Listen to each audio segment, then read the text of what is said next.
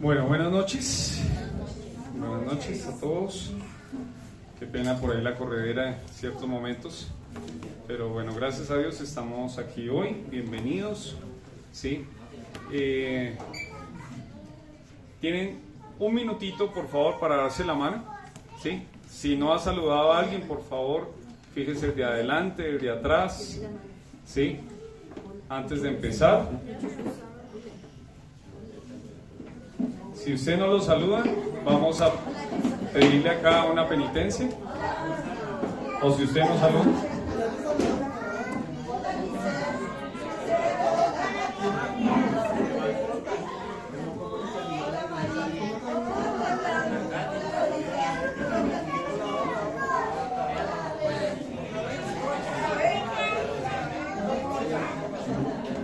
¿Listo? Vamos a empezar. Yo estoy teniendo un discipulado aquí antes de empezar este tiempo con dos adolescentes. Uno está aquí al frente ahorita y yo le pedí el favor de que él se aprendiera un versículo, pero que nos lo dijera ahorita a todos nosotros. ¿Listo? Entonces vamos a pedirle a José que se ponga en pie y nos diga el versículo que se tenía que memorizar. ¿Sí? ¿Tú también? Vamos a escuchar a José, ¿listo? Ponte en pie y nos dices el versículo, por favor. Efesios 2, 8 a 9. Porque por gracia soy salvo por medio de la fe. No es de vosotros, pues es don de Dios. No por obra, para que nadie se gloríe. Muy bien. Efesios 2, 8 y 9. ¿Sí? Y Santiago, ¿sabes algo del versículo? ¿No? ¿Quieres decirnos algo de lo que aprendiste hoy en la lección?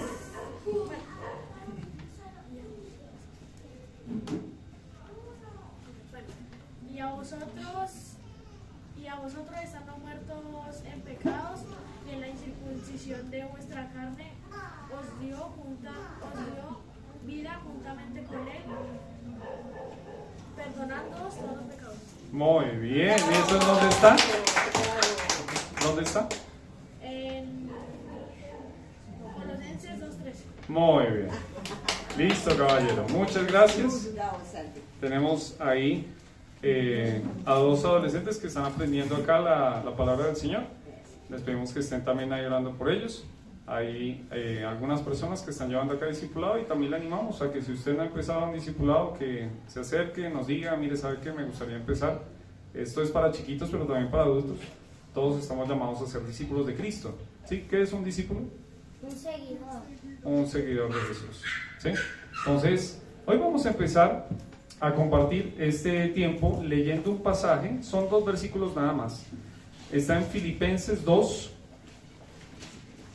12 y 13. Filipenses. Filipenses 2, 12 y 13.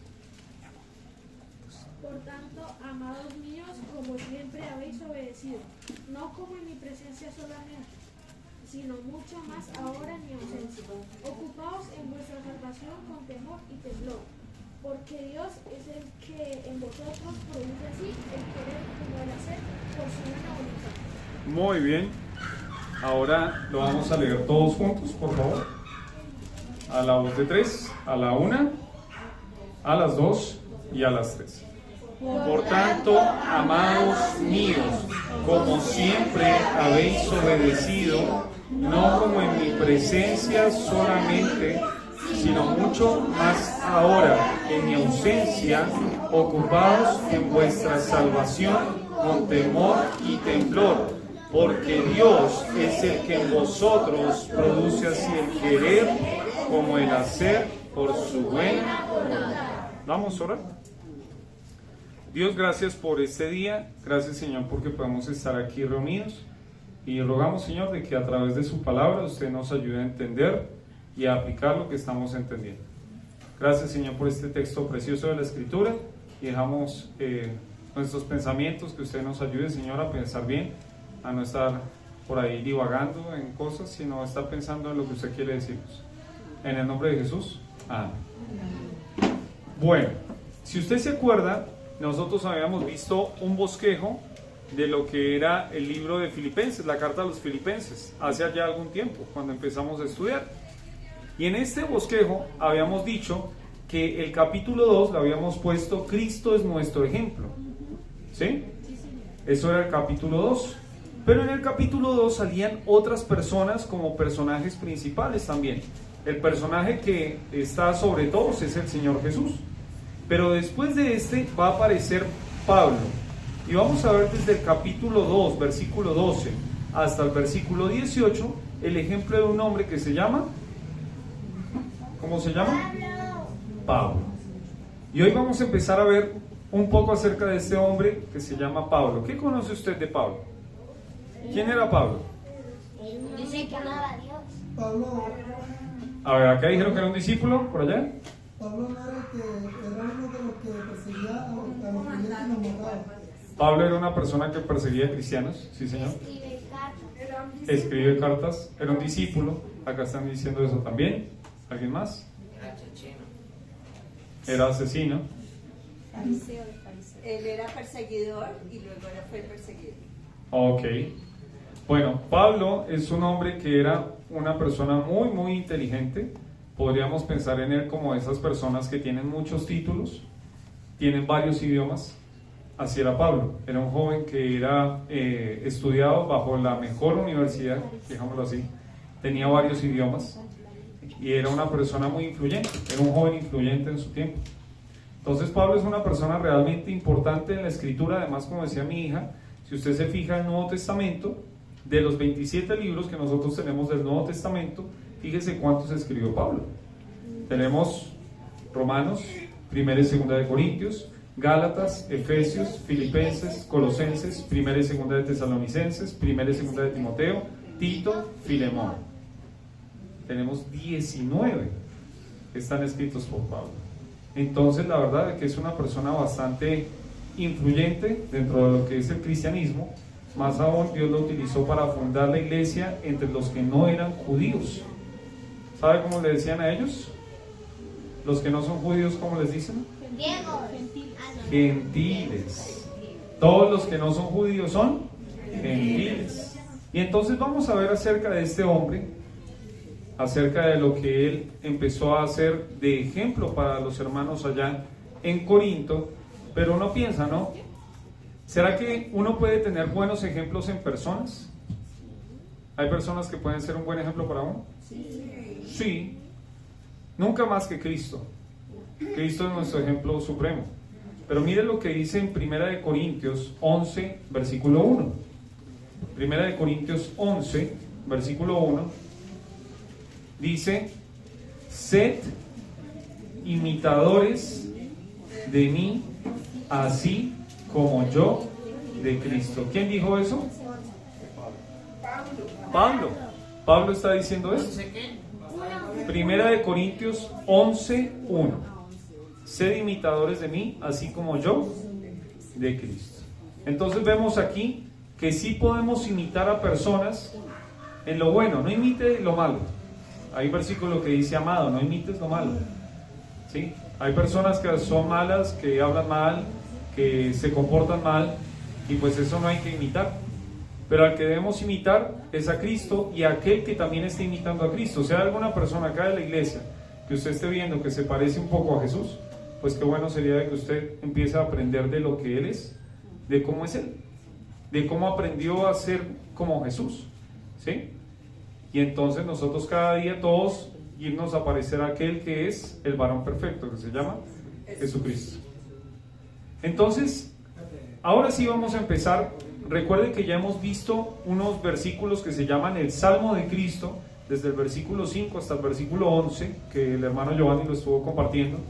Se llama el Salmo de Cristo porque era una canción que se cantaba en el tiempo antiguo, y nos habla de cómo Cristo llegó y descendió, se hizo hombre, luego sufrió la muerte de cruz, resucitó, ascendió a los cielos y ahora está esperando a que toda rodilla, los cielos, en la tierra y debajo de la tierra, se doble y toda lengua confiese que Jesucristo es el Señor. Ese es el contexto de este pasaje. Pero ahora vamos a ver, después de ver esto, de contemplar a Jesucristo, hay algo que debe suceder en nuestras vidas.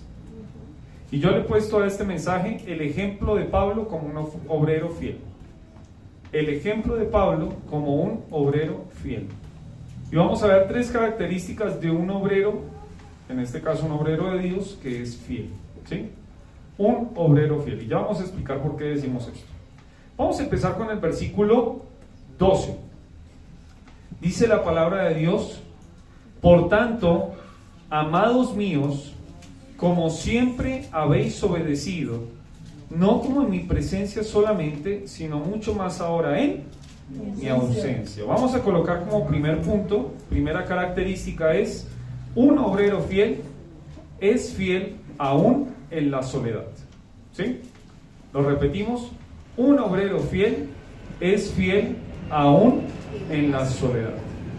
Y yo le puse ahí obediencia versus ausencia. ¿Cómo así? Mire que nosotros somos fáciles de que cuando alguien nos está viendo, hacemos las cosas y las hacemos las cosas incluso como si me van a pagar, pues de mejor manera, ¿no? Porque pues me va a pagar. Pero si por ahí esa persona no está, es muy probable que usted no haga las cosas de la misma manera. Muy probable. La mayoría de gente trabaja cuando le ven, pero cuando no le ven, pues deja de hacerlo. Y acá Pablo llega y habla acerca de algo así, dice: por tanto, después de ver a Cristo y lo que Él va a hacer en la eternidad, en la gloria, amados míos, le habla a la iglesia allá en Filipos, como siempre habéis obedecido. ¿Por qué reconocían a la iglesia de Filipos? Por su obediencia. Por su obediencia. A la iglesia de Filipos le dice Pablo: ustedes siempre han obedecido. Pregunta para usted: ¿a usted lo reconoce por ser una persona obediente? ¿Sí? Ahí va el obediente. Con los niños es interesante ver esto porque pues están con una autoridad que se llama papá y mamá, y es más fácil decir si es obediente o desobediente, ¿no? Pero con los adultos, por ahí no tenemos la misma autoridad que antes, pero tenemos una autoridad en los cielos que se llama Dios, nuestro Padre Celestial. Y la pregunta sería si usted lo reconoce por su obediencia. Obediente a las autoridades. ¿Qué autoridades podemos llegar a tener? Papá, mamá, maestros, el pastor de la iglesia, jefe, policía. Algunas como que cuestan ciertas autoridades más que otras porque hay autoridades que no se han ganado mucho el respeto. ¿Sí? ¿Qué más, Christopher? Los policías son malos. Hay policías buenos, hay policías malos, hay padres buenos, hay padres malos. Hay pastores buenos, hay pastores malos. Sin embargo, la autoridad no se quita, en este caso, porque ha hecho algo malo, ¿sí me entienden? Por ejemplo, si mi papá se comportó mal, pues hay cosas que yo no debo obedecer a mi papá. Por ejemplo, si me pide: hijo, vaya y le dice que no estoy. ¿Qué es eso? Mentiras. ¿Sí? Pero porque un papá me diga eso no significa que todos los padres son malos, ¿sí? Ni que después yo puedo decir: no, es que usted me dijo una vez que diga mentira, entonces ya no lo voy a obedecer. ¿Sí me entiende? Entonces, en cuanto a una persona, uno tiene autoridades y Dios las ha colocado en nuestra vida. Hay un versículo que dice que toda autoridad fue puesta de parte de Dios. ¿Pero por qué decimos esto? Porque una persona obediente debe ser obediente aun cuando la autoridad está ausente. Usted debe ser obediente a pesar de que la autoridad no esté. En el caso de los chicos, otra vez le digo, es más fácil por ahí entenderlo, porque le dijeron algo al hijo: no vaya a salir, no vaya a prender la estufa, por favor haga las tareas, ¿sí? Y ponen ciertas cosas y de repente dice: pero yo me voy a ir, espero que haga lo que le digo, ¿no? Y la cosa es que cuando vuelve, espero de que se haya terminado. Y este dice, pero a veces nuestra obediencia depende mucho de lo que nos ve. Mire lo que dice en Efesios capítulo 6, versículos 5 y 6. Efesios 6, versículos 5 y 6. Vamos a pedirle, yo algunas voces las conozco, otras no, entonces voy a pedirle a algunas personas que me ayuden a leer. Voy a pedirle a Lisette, yo no he escuchado a Lisette. Por favor, ¿qué dice Efesios 6, 5 y 6?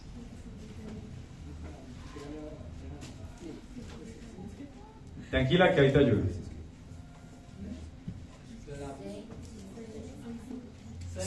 6, 5 y 6, sí señor. Dice, siervos, obedeced vuestro amor terrenales, con temor y temblor, con sencillez de vuestro corazón, como a Cristo, no sirviendo al ojo, como los que quieren agradar a los hombres, sino como siervos de Cristo de corazón, haciendo la voluntad de Dios. Gracias, Lisette. ¿Por qué mío dice esclavos? En esa Biblia tiene una traducción distinta. Acá llega y dice, siervos, obedeced a vuestros amos terrenales con temor y temblor. Porque, uno diría, ¿por qué lo debo obedecer? Con sencillez de vuestro corazón, como a Cristo, no sirviendo al ojo, como los que quieren agradar a los hombres, sino como siervos de Cristo, de corazón, haciendo la voluntad de Dios. Debo servir a los hombres como a quién? Como a Cristo. ¿Usted cómo le serviría a Cristo? Uno lo haría con excelencia, con el corazón, Con amor. con amor, Con espíritu. Con cariño. Con espíritu. Por ahí usted está viendo y usted dice, este no se me parece a Cristo, pero acá llega y dice, obedezca y sirva como a Cristo. No seas obediente por agradar a las personas. Su obediencia no debe depender de que usted le caiga bien a los demás.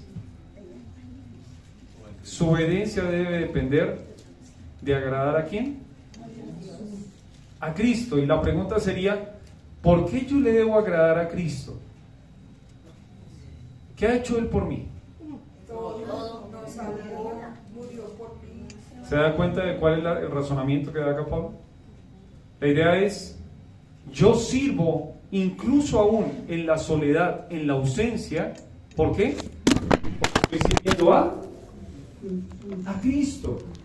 Pero aparte, es importante, porque cuando uno tiene temor de Dios, alguna persona una vez me lo enseñó, me decía, si usted sabe que va a hacer algo malo frente a alguien que ama, ¿usted lo haría?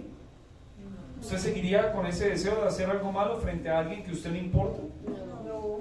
Probablemente no, a menos de que sea descarado, ¿sí? Pero cuando uno ama, pues uno dice, no, pues frente a esa persona no. Pero ahora, piensen que no es solo una persona, sino el Dios creador, el que lo amó, el que lo creó, el que mandó a su Hijo mismo, dice que está con nosotros todos los días hasta el fin del mundo. Y entonces Él me está viendo en todo momento. Él no se puede, ayer leíamos un versículo en Jeremías que dice, ¿se ocultará alguno en escondrijos que yo no lo vea? Y entonces uno piensa, si Él me está viendo en todo momento, incluso en la soledad, yo debería servir con fidelidad, servir con amor, servir con excelencia. Yo no sé cómo usted trabaja en la soledad, cada uno tiene que pensar en eso, pero recuerde que en la soledad el obrero fiel sigue siendo fiel, ¿sí? Entonces, primer punto en esta característica, un obrero fiel es fiel aún en la soledad. Segundo, miren lo que dice Filipenses capítulo 2, la segunda parte del versículo 12. Dice, ocupaos en vuestra salvación con temor y temblor. El segundo punto, yo le he puesto, un obrero fiel cuida de su salvación. ¿Sí? un obrero fiel cuida de su salvación.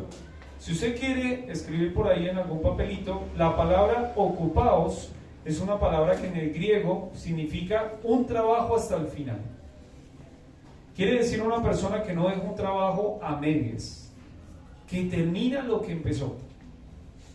Y acá llega y dice, ocupaos en vuestra salvación con temor y temblor. La palabra temor es la palabra phobos, de donde viene la palabra fobia. No sé si usted le tiene fobia a algo, ¿sí?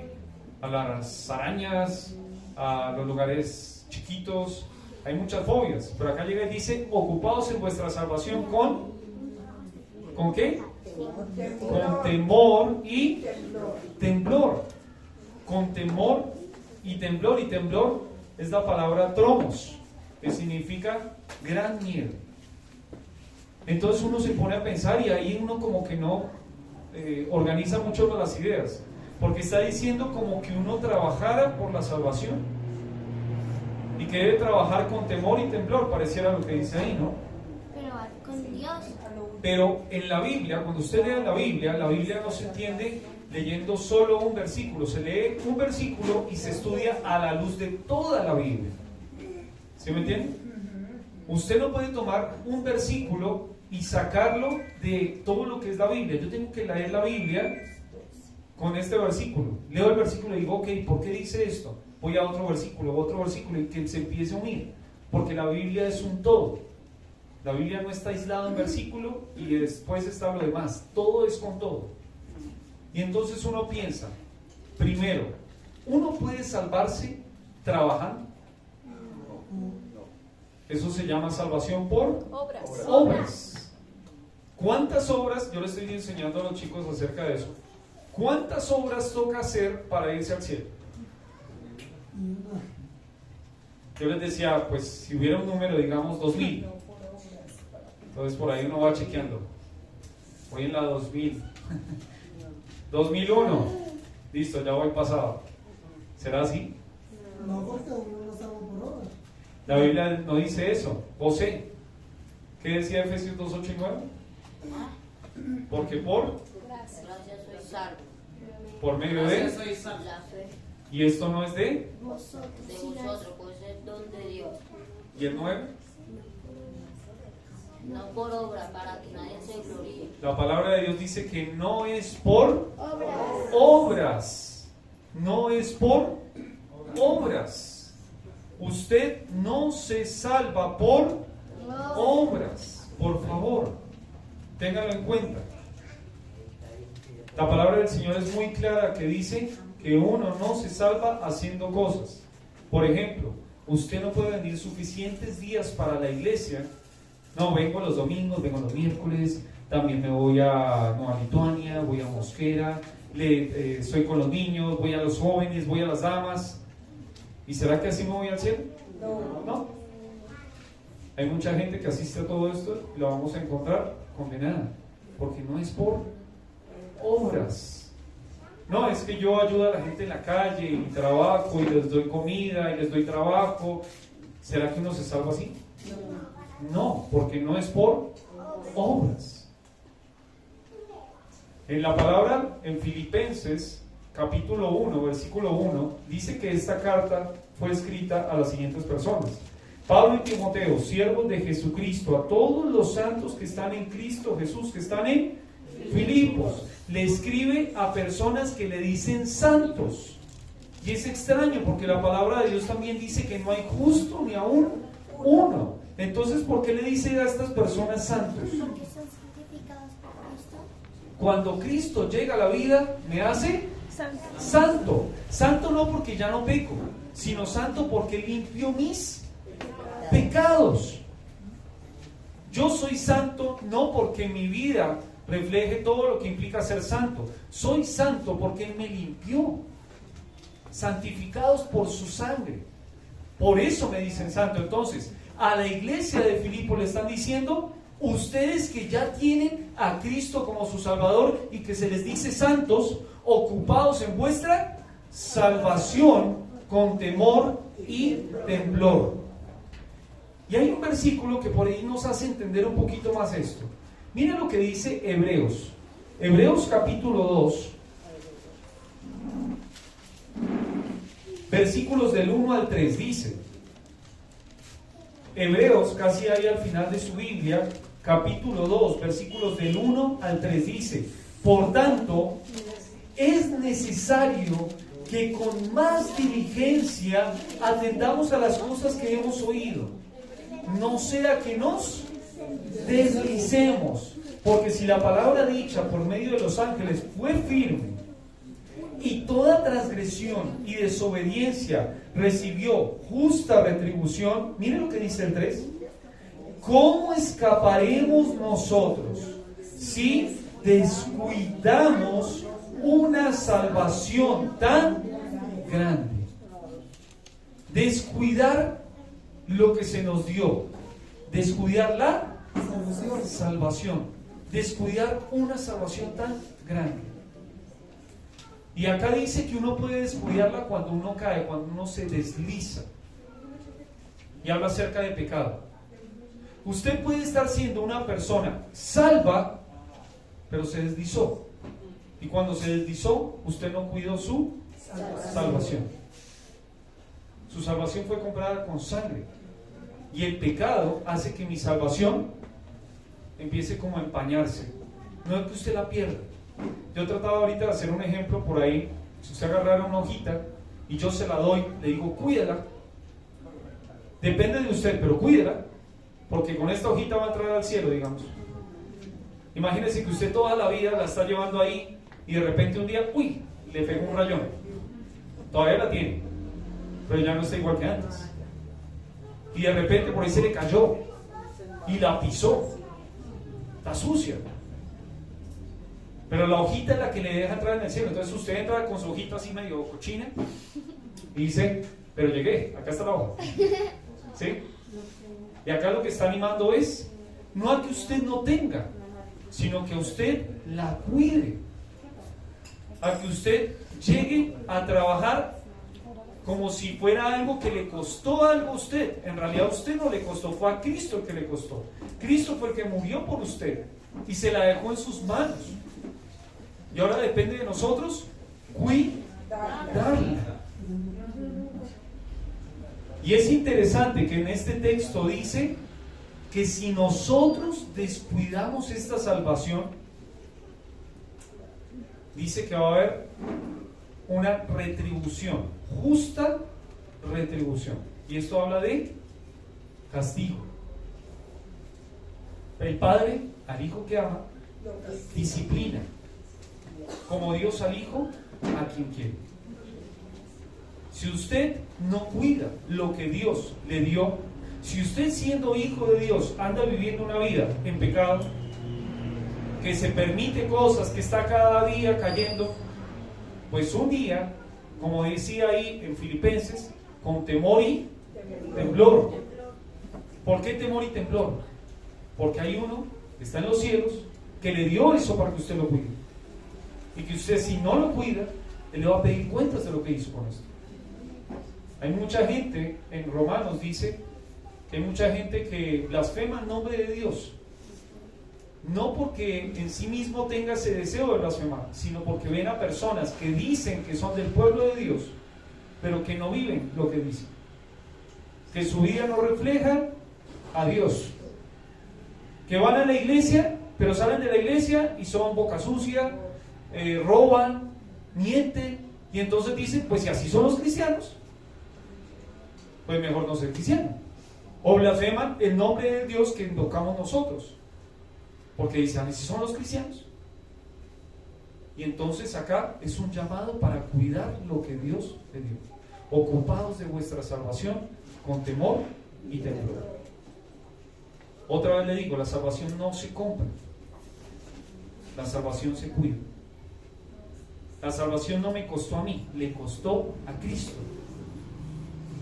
Lo que yo hago es recibirla por medio de la fe. Eso es diferente. Y depende de nosotros cuidar de eso que se nos dio. ¿Listo?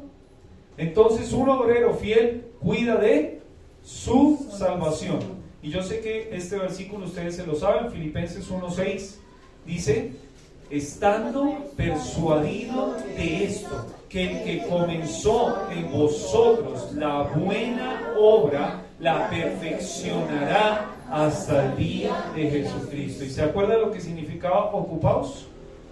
Ocupado significa uno que trabaja Hasta el final. y termina lo que empezó.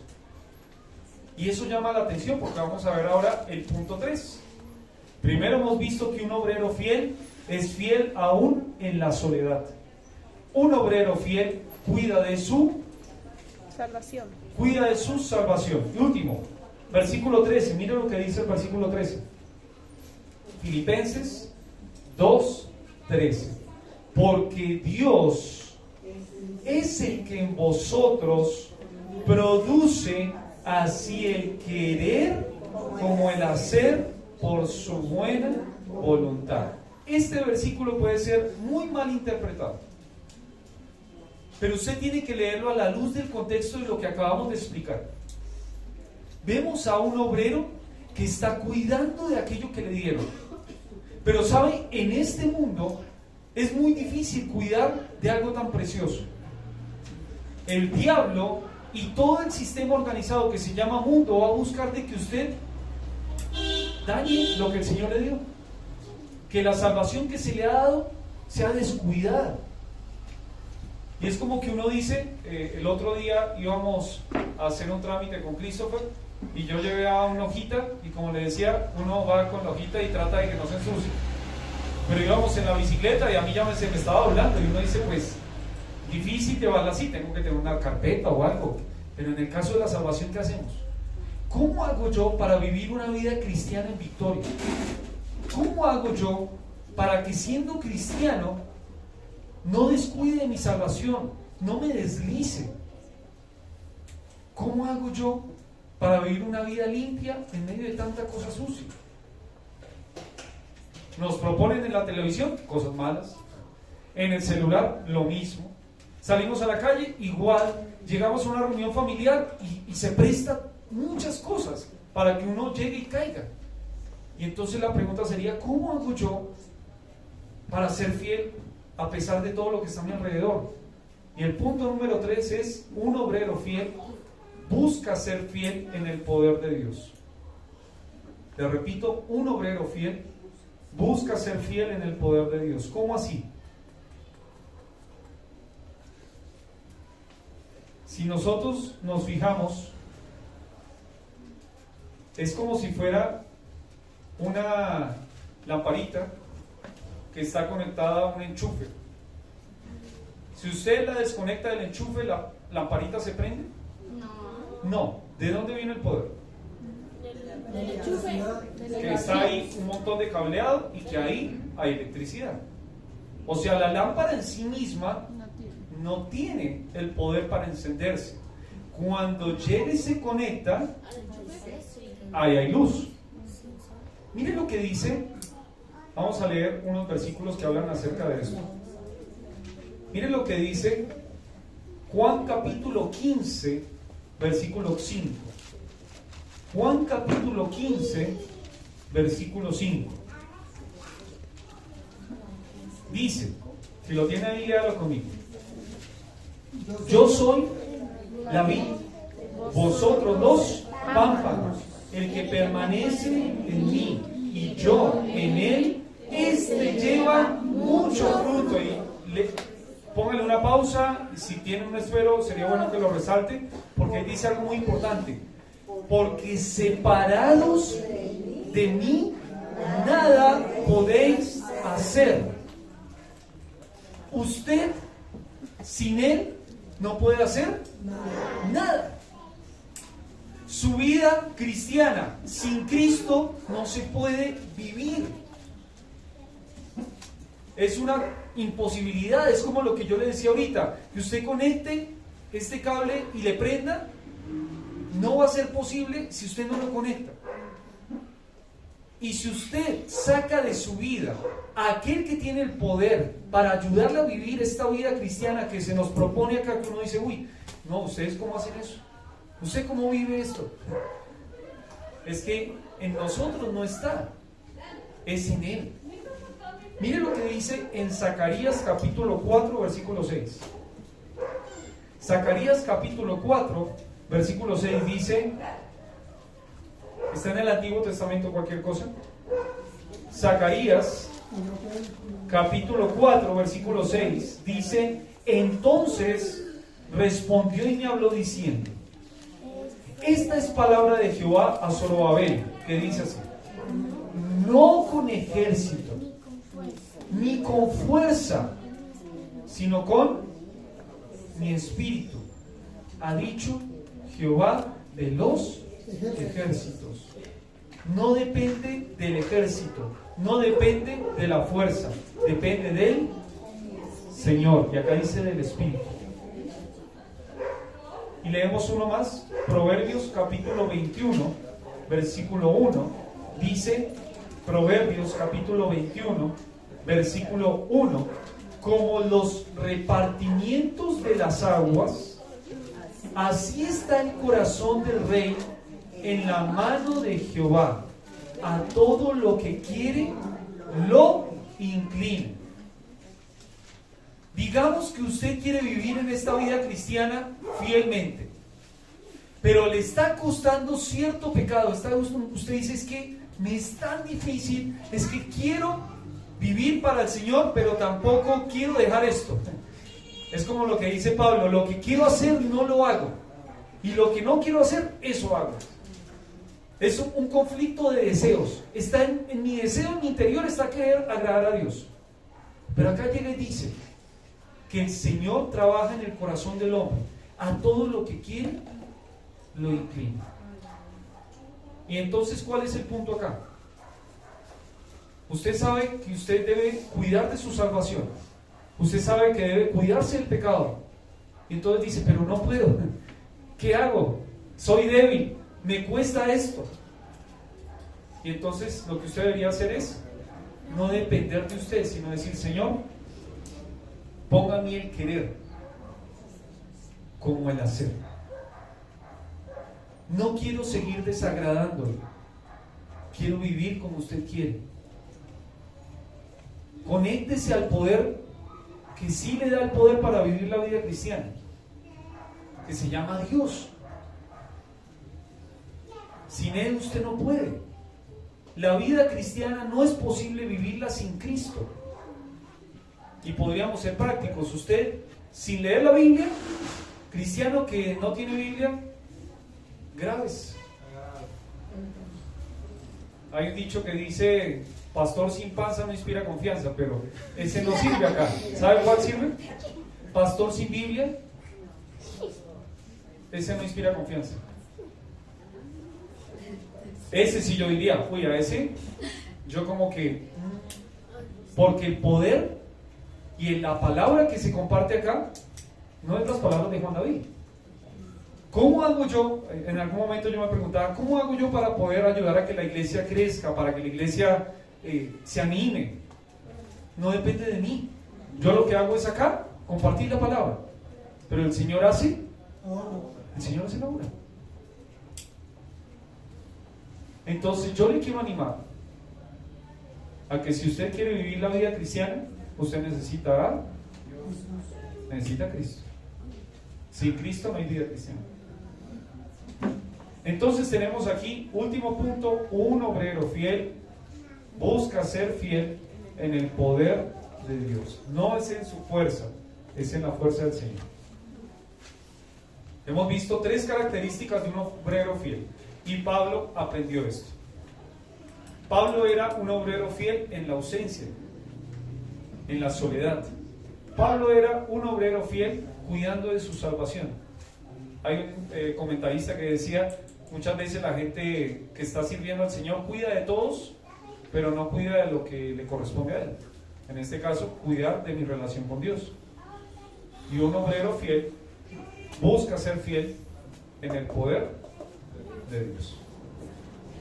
¿Es usted un obrero fiel?